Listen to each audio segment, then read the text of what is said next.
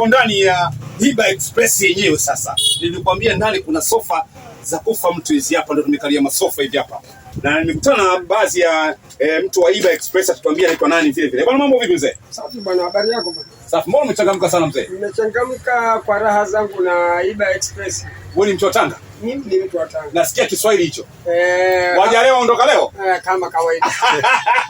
Bwana, niko ndani ya Iba Express babu. Wewe unaosafiri kutoka Dar kwenda Mtae, Dar Ruangwa, Dar Chunya, Dar Lushoto, Dar huku kwa nani wapi?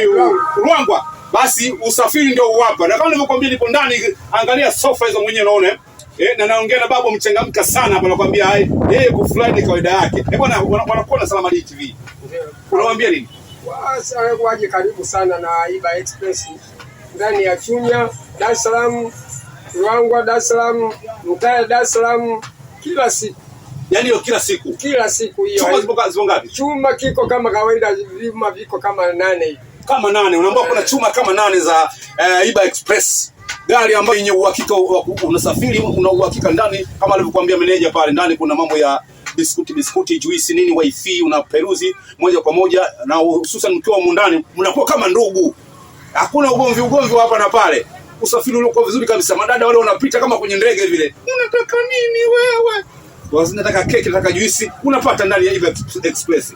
Babu, nasema wengi sana wanatuelewa, ndio maana leo nikawafikia kwenye maskani yenu hapa Mbagala, mtaa wa Kurasini, kuja kuongea na watu wa Iba Express. Usafiri bora, usafiri wenye uhakika kabisa.